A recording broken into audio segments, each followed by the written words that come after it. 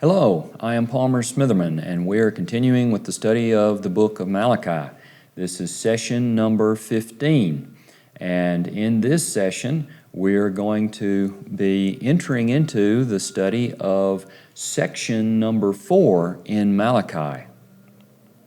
Now, from the previous session, we learned that Yeshua and the Torah are in synonymous Hebrew parallel, that accepting Yeshua is the beginning of the path of Torah that leads back to the Father. And it's not Torah that saves us, it's the blood of Yeshua, that's the atonement on the altar. However, once we are saved, we must follow a holy lifestyle, we must be sanctified, and Yeshua leads us in this lifestyle on the path of Torah. He is our guide, is our high priest. And we learned that the priest in Malachi's day in section 2 were giving sick offerings. And this is a horrible prophetic picture of the offering that Yeshua was to give for us. And also we learned in section 3 that the priests were guiding the people astray. They were taking them away from the Torah. And this also is a horrible prophetic picture of Yeshua being our high priest and guarding and leading us in Torah. So they were violating both the sacrifice and the mission of the priest. In this section, we're going to look at part 4, which is a six-fold chiastic pattern, and it is in parallel with itself. This is the center of Malachi, and so it sits in the position of prominence. This is the most important part of the book from the standpoint of the structure, and I would argue from according to the Holy Spirit. The primary also, it's different from the other sections in that it's in parallel with itself. So all of the other major sections have a partner. Section 1 is in parallel with Section 7, Section 2 with Section 6, and so forth. But in this section, the very beginning of it, the top part, is in parallel with the bottom part. And so that's a difference. The primary concern in Section 4 is about men being treacherous.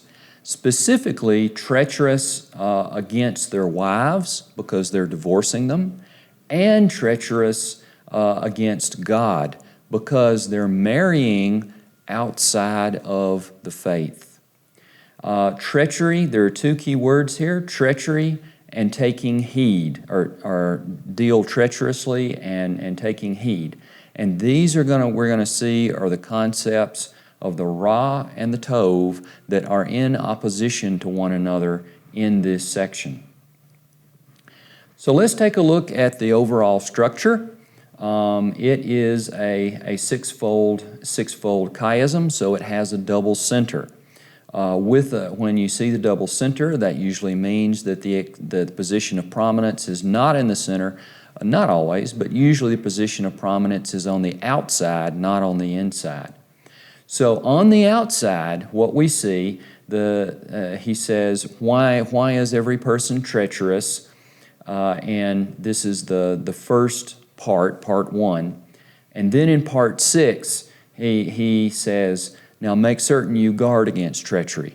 So why are we treacherous? And guard against treachery. Then you go in to the second part. It says, you have, and he gets very specific now. How is it that you've been treacherous? So in part 2, he says you've married the daughter of a strange god.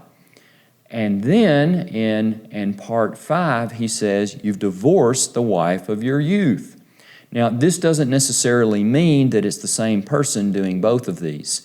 It means that as a nation, Judah, they have people involved in each one of these sins. Now, it's possible, I suppose, that one person could be doing both, but that's not necessarily required by the text. And then when you move into the next level, he gives the penalties. So what is the penalty? Then he gives the penalty for marrying the daughter of a strange god and being treacherous against Yahweh, which is to be cut off. And then he gives the penalty for divorcing their wives, which is their offerings are not accepted.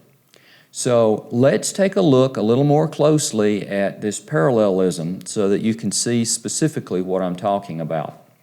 So parts 1 and 6 both condemn treachery. Part 1, he said, this is the general condemnation. Why do we deal treacherously, profaning the covenant of our fathers? And this, of course, is talking about Sinai.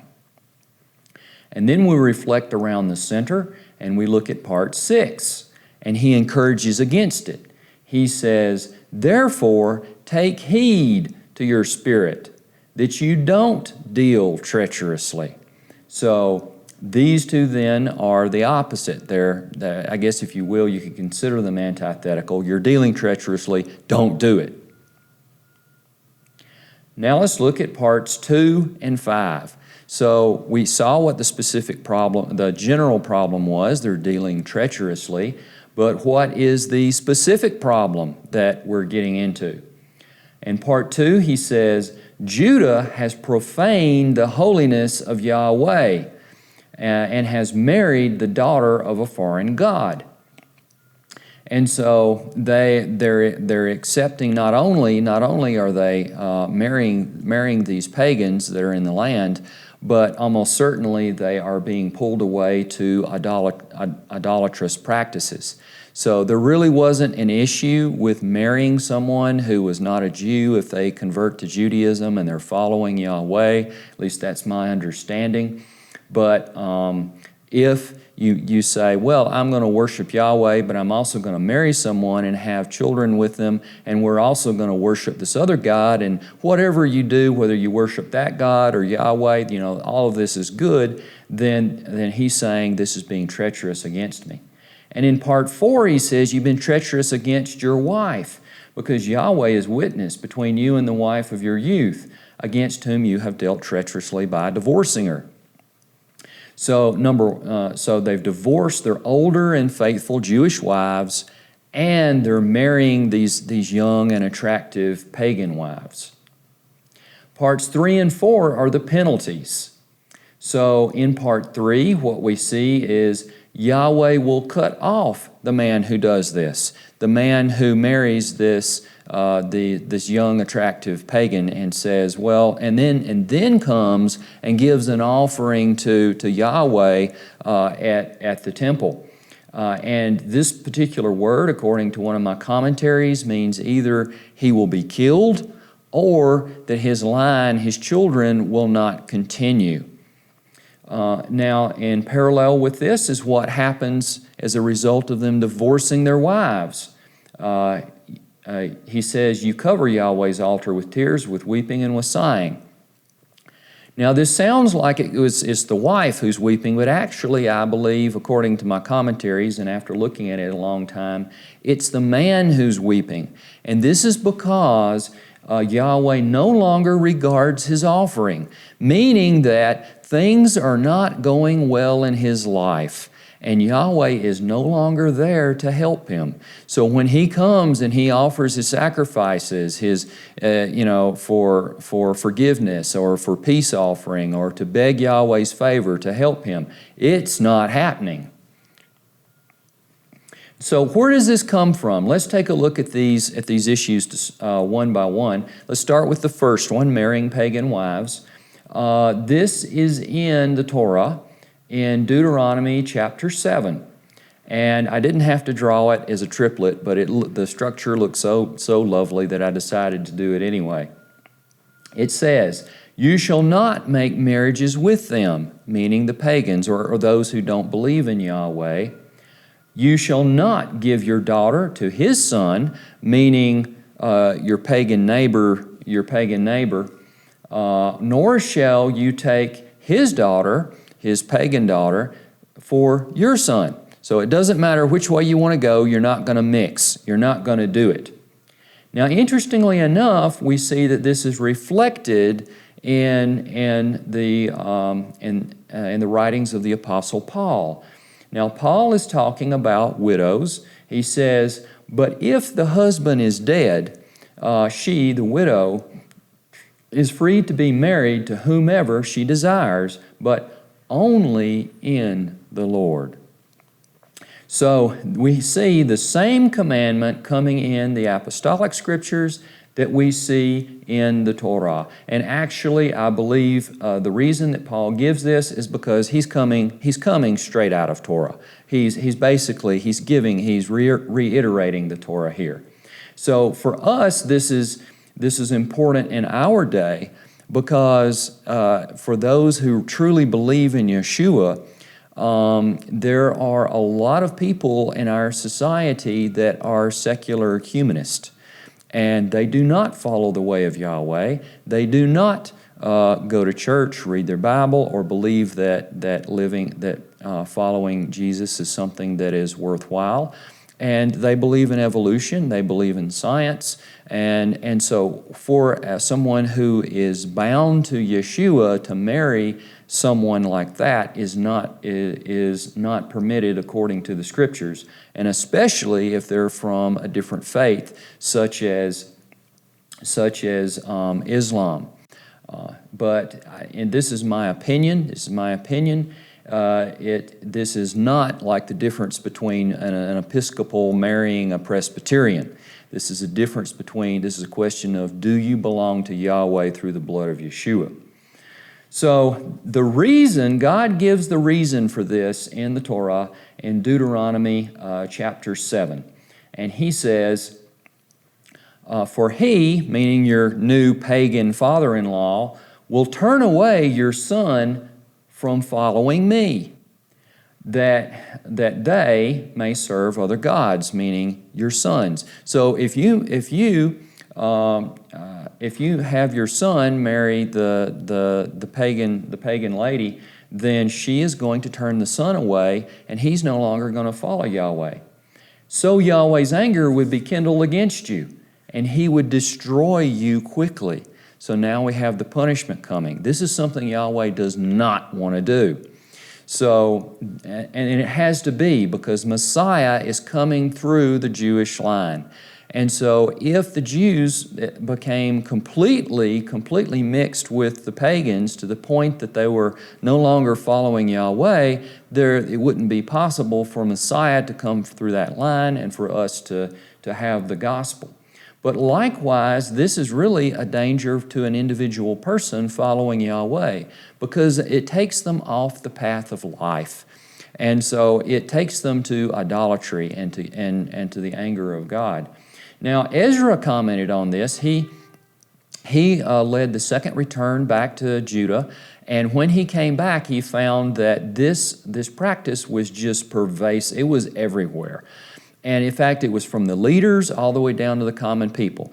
And maybe they had taken these pagans as second or third wives. Maybe they had taken them as their primary wife. Maybe they had divorced their Jewish wife and married a young pagan. It's not clear, but it was completely pervasive. And he warned them and said, if King Solomon, who was one of the wisest people who ever lived, when he married a pagan wife, was pulled away from Yahweh because of that, how are you going to expect to do this and yet continue to walk with God? And so in Malachi, what it says is that marriage is to be echad. Why did God make them one, the husband and the wife? The reason he made them one is he sought godly offspring.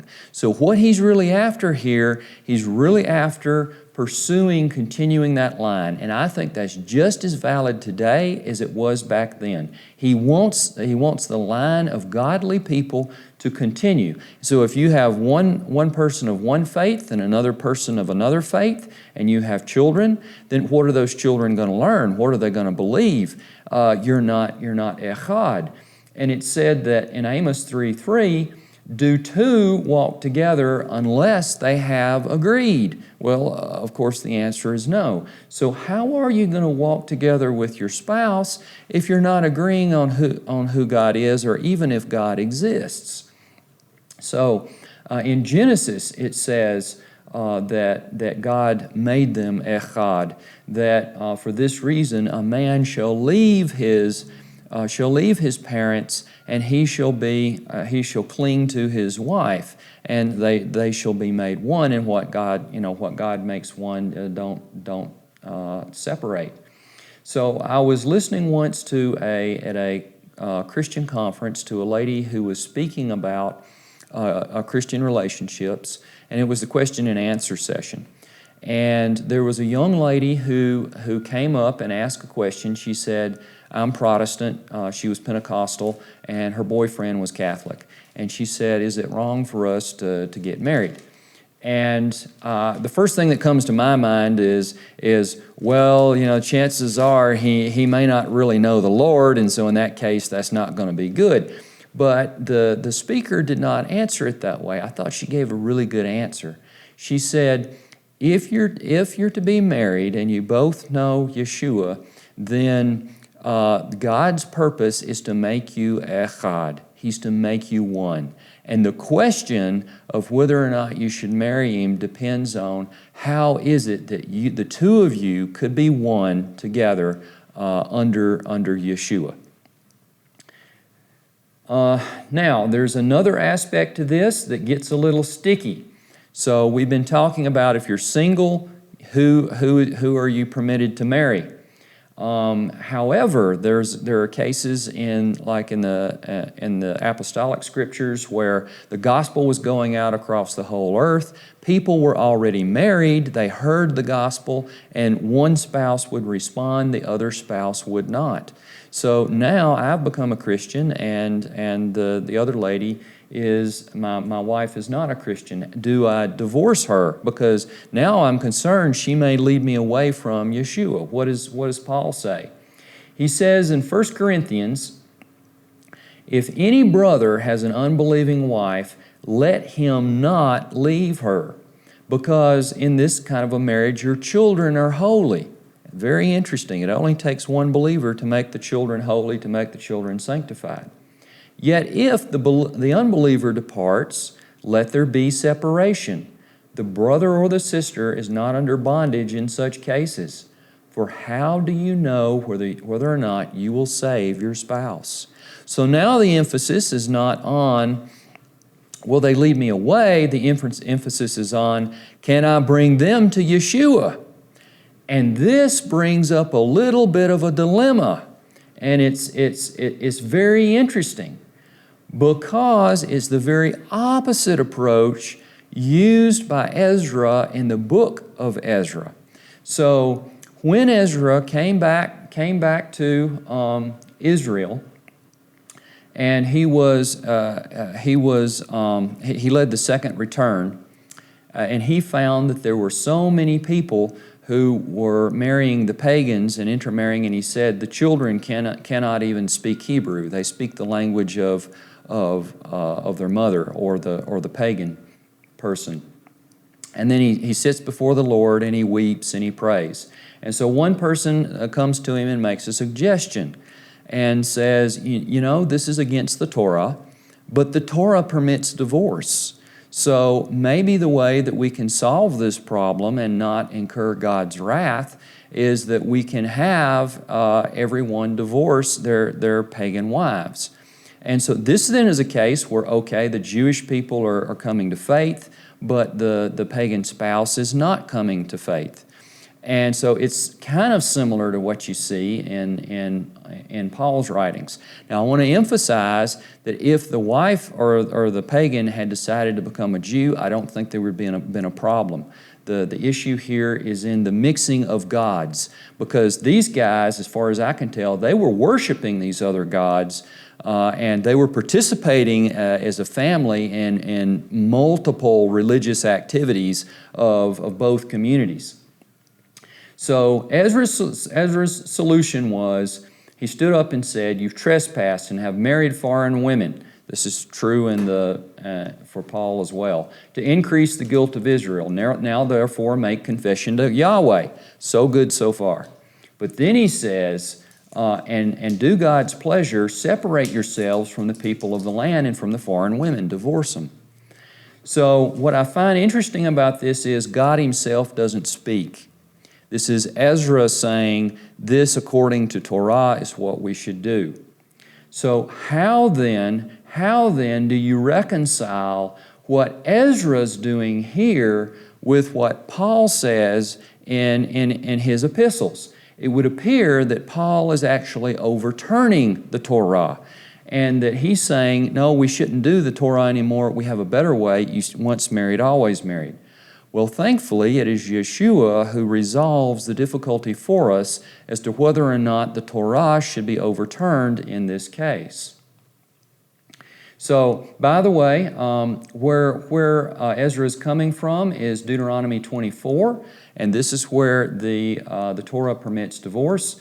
When a man takes a wife and marries her, then it shall be, if she finds no favor in his eyes, because he has found some unseemly thing in her, i.e. in the case of Ezra, okay, they're pagans, then he shall write her a certificate of divorce and put it in her hand and send her out of the house. Now, one caution with this is, once you do it, if you marry someone else, you can never go back and marry the first one. So God says, if you marry somebody else, you can never go back and marry the first one. But this is where Ezra is coming from, and this is the Torah. So with Yeshua in his day, there was this debate going on between the rabbinic houses of Hillel and Shammai. So Hillel was a more liberal rabbi, and so his view is that you could divorce your spouse for pretty much any reason, because the Torah didn't give a reason. So whatever you want. Shammai was very rigid. Shammai said no, it can only be for sexual immorality. So some people came to test Yeshua, and they were trying to draw him into this debate. Who's right, Hillel, Shammai? Why is it that Moses commanded us that we could divorce our wives, and yet you're saying that we shouldn't do it? So what Yeshua did was, it's really brilliant, because he didn't say, I'm going to overturn the Torah. What he did was he reached back into a deeper and older and stronger part of the Torah to explain the covenant of Sinai. And he says, Moshe, because of the hardness of your hearts, allowed you to divorce your wives. But from the beginning, i.e. from Eden, when Adam and Eve were created, that is Torah. It has not been so. I tell you that whoever divorces his wife except for sexual immorality and marries another commits adultery. And so this then explains the difference in Ezra and Paul. Ezra was going based on the covenant of Sinai. Paul and Yeshua are going based on the Torah from Genesis, and it is not contradicting one another. Now, this sexual immorality, many commentators have different opinions of it. It could be ongoing sexual immorality. It could be pornography. A lot of people have different opinions. What is justification? But the important thing here is it's something really serious. You don't do it casually. The other thing that's really interesting is he says, and if you have two people who are divorced for a casual reason and somebody marries one, they're committing adultery. So for our society today, this has really dramatic implications. So I want to comment that forgiveness is available to everyone, and that if you have been involved in something like this, all you need to do is ask God's forgiveness. One of my favorite verses is that His mercies are new every morning in Lamentations. And I wake up in the morning and I say, thank you, Lord, that yet again the sun has come up and I have yet another chance to walk your Torah the right way, because yesterday I really messed it up. Help me today with this. And so we also have to be careful of these things in our modern churches. Now let's take a look at the usage of this word treachery. This is very interesting. You remember from a few sessions ago, we learned about threads. Threads are when you have a section, a unit, and you see the same thing many times, and it ties the whole thing together. Well, that's the case with treachery. And by the way, this is in Hebrew, it's bagad. So he says in verse 10, why do we deal treacherously? And then Judah has dealt treacherously against the God that he loves. Against whom have you dealt treacherously? Take heed that you do not deal treacherously. Take heed to your spirit that you do not deal treacherously. And so notice at the very last two, this is he has this juxtaposition of take heed against treachery. And take heed in Hebrew is shamar. It means to guard against, to protect, actually to surround something with a fence of thorns to protect the adversary, protect an enemy from coming in. And this is how you prevent bagad, treachery, from messing up your spiritual life. And this is the aspect of Ruach HaKodesh that is opposed to treachery. So I have a picture of the link map. You can see that these are all of the parts on the top, and we have it's in A, B, it's in a variety of the different parts of Malachi. Shamar is only in two of them. So in summary, marrying a pagan or someone that is outside of Yeshua is treacherous against our covenant with God, treacherous against God. We should only divorce for very, very good reasons, if at all. And taking heed, being shamar, is what opposes bagad. Thank you and shalom. BibleInteract, uncovering the mysteries of the kingdom of God. At BibleInteract.tv, you will penetrate the scriptures of the Bible. At our store, you're just one click away from owning your favorite books, DVDs, or study guides. Earn a degree from our university and watch hundreds of video presentations from biblical scholars, archaeologists, and theologians. By subscribing to BibleInteract, you'll find all the resources you'll need, so why not subscribe today? Go to www.BibleInteract.tv. You'll be glad you did. Interested in studying more about the temple, the Messiah, or what God's plan is for our future? No problem. We've got you covered. With more than 200 DVDs, books, and workbooks, you'll find the answers you've been searching for. BibleInteract, uncovering the mysteries of the kingdom of God.